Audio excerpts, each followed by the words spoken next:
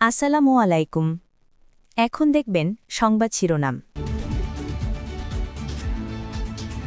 IPL সম্প্রচারে বন্ধ রাখার নির্দেশ দিয়েছে তথ্য মন্ত্রণালয়। মুস্তাফিজকে বাদ দেওয়ার পর এই সিদ্ধান্ত নিল সরকার। গণ অভ্যুত্থানের পর সৃষ্ট সুযোগ দেশ গড়ার কাজে লাগানোর আহ্বান তারেক রহমানের।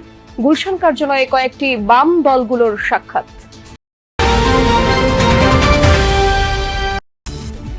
প্রার্থিতা ফিরে পেতে ইসিতে আপিল শুরু। আবেদন করা যাবে শুক্রবার পর্যন্ত। ভোট বানচালের চেষ্টা করলে কঠোর ব্যবস্থা, হুঁশিয়ারি স্বরাষ্ট্র উপদেষ্টার। জামায়াত ইস্যুতে অস্বস্তি কাটছে না এনসিপিতে। নতুন রাজনৈতিক বন্দোবস্তের লড়াইয়ে নেই দলটি। দোলাচল থাকলেও জোটের পক্ষে অধিকাংশ সদস্য। এতক্ষণ দেখছিলেন সংবাদ শিরোনাম, এখন দেখবেন বিস্তারিত। নির্দেশ না দেওয়া পর্যন্ত বাংলাদেশে আইপিএল এর সব খেলা ও অনুষ্ঠান সম্প্রচার বন্ধের নির্দেশ দিয়েছে তথ্য ও সম্প্রচার মন্ত্রণালয়। গণমাধ্যমে পাঠানো বিজ্ঞপ্তিতে এই তথ্য জানানো হয়। বলা হয়, আইপিএল এ মুস্তাফিজুর রহমানকে কলকাতা নাইট রাইডার্স থেকে বাদ দেওয়া হয়েছে। ভারতীয় ক্রিকেট বোর্ডের এমন সিদ্ধান্তের কোনো যৌক্তিক কারণ নেই উল্লেখ করে বিজ্ঞপ্তিতে বলা হয়, এমন সিদ্ধান্তে বাংলাদেশের জনগণ মর্মাহত ও ক্ষুব্ধ। সম্প্রচার মাধ্যমকে প্রচার বন্ধ রাখতে সোমবার চিঠি দেওয়া হয়। সম্প্রতি মুস্তাফিজুর রহমানকে কট্টর হিন্দুত্ববাদীদের আন্দোলনের মুখে আইপিএল থেকে বাদ দেওয়া হয়। বেশ কয়েক বছর ধরে আইপিএলে একমাত্র বাংলাদেশী হিসেবে প্রতিনিধিত্ব করে আসছিলেন টাইগার পেসার মুস্তাফিজুর রহমান। চলতি আসরের জন্য 9,20,00,000 রুপিতে নিলাম থেকে তাকে দলে ভিড়িয়েছিল বলিউড তারকা শাহরুখ খানের দল কলকাতা নাইট রাইডার্স। মুস্তাফিজকে বাদ দেওয়ার পরই কিন্তু আসলে একটি দোলাচল তৈরি হয়েছে ক্রিকেটে, সেটা আসলে অস্বীকার করার কোনো কারণই নেই। এবং যে বিষয়টি আমরা খেয়াল করেছি যে যখনই কলকাতা নাইট রাইডার্স 9,20,00,000 রুপিতে ভিড়িয়েছিল মুস্তাফিজকে, সব বিষয় মিলেই আসলে এটা খুব ভালো একটা বার্তা বহন করে আসছিল। কেননা আমরা জানি ভারতের সাথে ইদানিংকাল বাংলাদেশের একটা সম্পর্ক, একটা বিরাজমান যে সম্পর্কটা ছিল সেটা আসলে ভালো দিকে যাচ্ছিল না। তো এই বিষয় নিয়ে আসলে সকলে একটা নতুন আশাবাদ ছিল, হয়তো খেলাকে কেন্দ্র করে বা আইপিএল এই বিষয়টিকে কেন্দ্র করে হয়তো নতুন একটি কূটনৈতিক সম্পর্কে বা কূটনৈতিক অবস্থা যে পর্যায়ে চলে গেছে সেখানে হয়তো কিছুটা উন্নতি যাবে। কিন্তু সেখানে আবারও আসলে কোনো কারণ ছাড়া, কেননা বিসিসিআই যে নির্দেশনা দিয়েছে কলকাতা নাইট রাইডার্সকে, সেখানে কিন্তু স্পষ্ট কোনো কারণ উল্লেখ করা নেই। অর্থাৎ কি কারণে মুস্তাফিজকে আসলে তারা বাদ দিচ্ছে আইপিএল থেকে, সেটি কিন্তু কোনো কারণ নেই। শুধুমাত্র বিসিসিআই নির্দেশেই কিন্তু কলকাতা নাইট রাইডার্স কর্তৃপক্ষ এই সিদ্ধান্ত দিতে বাধ্য হয়েছে।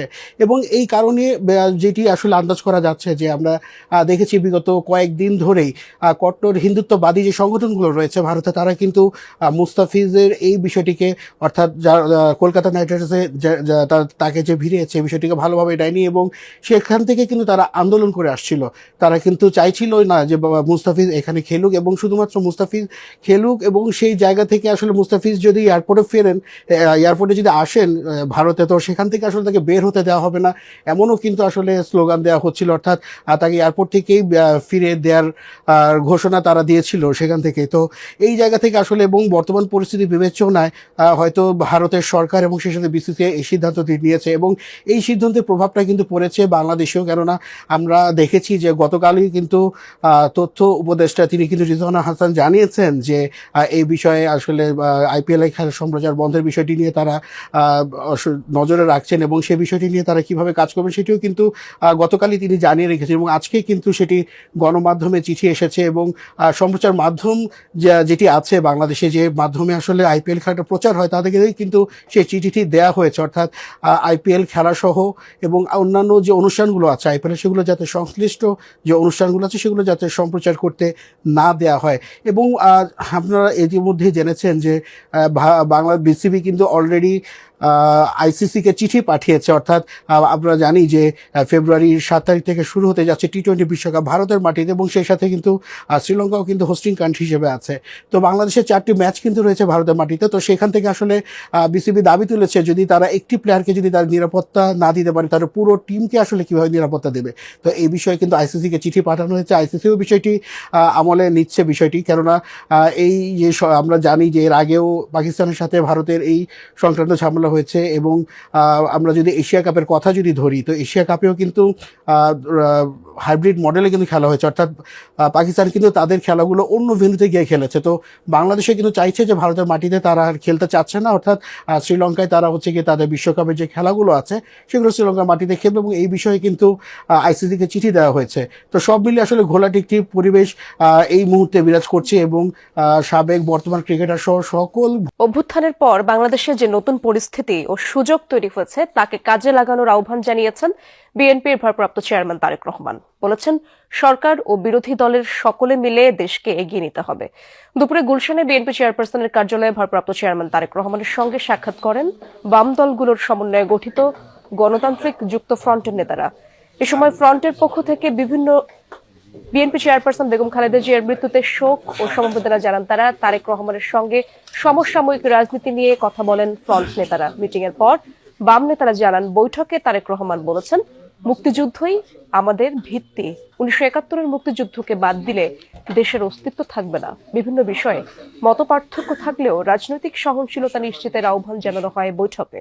এ সময় আইনশৃঙ্খলা পরিস্থিতি নিয়ে উদ্বেগ জানিয়ে সুষ্ঠু নির্বাচন নিশ্চিতে জোর দেন বিএনপির ভারপ্রাপ্ত চেয়ারম্যান।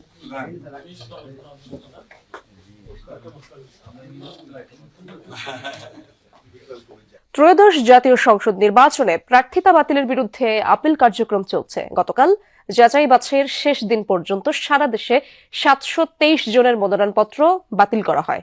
সকালে আপিল কার্যক্রম পরিদর্শনে নির্বাচন কমিশনে আসেন প্রধান নির্বাচন কমিশনার AMM নাসির উদ্দিন। এ সময় তিনি বলেন, পরিবেশ ভালো আছে, সবার সহযোগিতায় এবার অবাধ ও সুষ্ঠু নির্বাচন করতে পারবে ইসি। এর আগে রোববার বিকেল 5টায় শেষ হয় ত্রয়োদশ জাতীয় সংসদ নির্বাচনের মনোনয়নপত্র যাচাই বাছাই। এরপর 1842টি মনোনয়নপত্র বৈধ হয়েছে বলে জানানো হয়। আপিলের জন্য আগারগাঁওয়ের নির্বাচন ভবনে অঞ্চল ভিত্তিক 10টি বুথ স্থাপন করা হয়েছে। 9 জানুয়ারি বিকেল 5টা পর্যন্ত প্রার্থী, ব্যাংক বা আর্থিক প্রতিষ্ঠান, সরকারি সেবাদানকারী প্রতিষ্ঠান বা প্রার্থীর লিখিতভাবে ক্ষমতাপ্রাপ্ত কেউ ইসিতে আপিল করতে পারবেন। মনোনয়নপত্র গ্রহণ বা বাতিল আদেশের বিরুদ্ধে দাখিলকৃত আপিল নির্বাচন কমিশন আগামী 10 জানুয়ারি থেকে 18 জানুয়ারির মধ্যে নিষ্পত্তি করবে। আমার বিরুদ্ধে কোনো মামলাও নাই, আমার বিরুদ্ধে কোনো ঋণ খেলাপিও নাই। অন্যান্য যেসব কারণে বাতিল হয় এদের কোনো কারণ নেই, শুধু ফর্মটা কেন ফিল আপ হলো না এটাই আমার অপরাধ। জেলা রিটার্নিং অফিসার অবশ্যই সকলের সাথে সমতার সুষম বন্টন করবে।